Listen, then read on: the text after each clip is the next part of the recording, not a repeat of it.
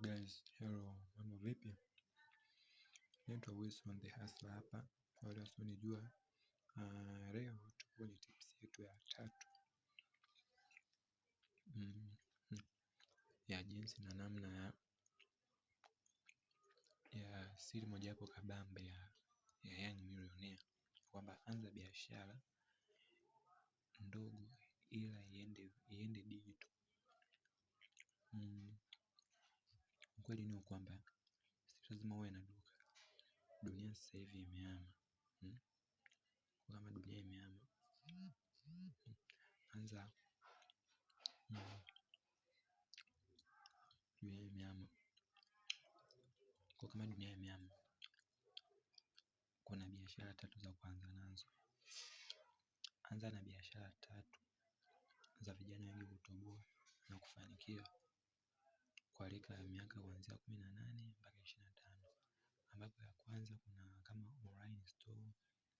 Online store hii inajumuisha au inahusisha kuuza vitu vya rejareja.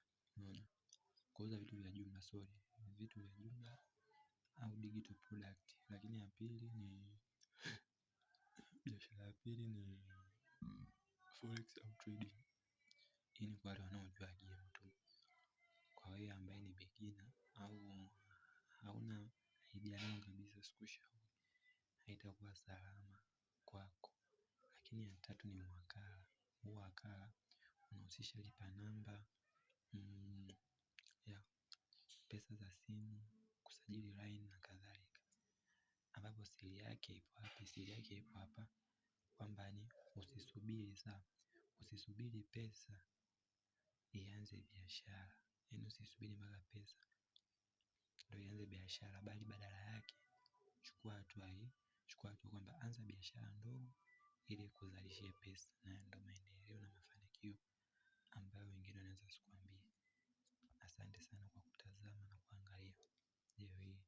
Usisite na usiache kushare, kulike, kusubscribe na kucomment. Much thanks.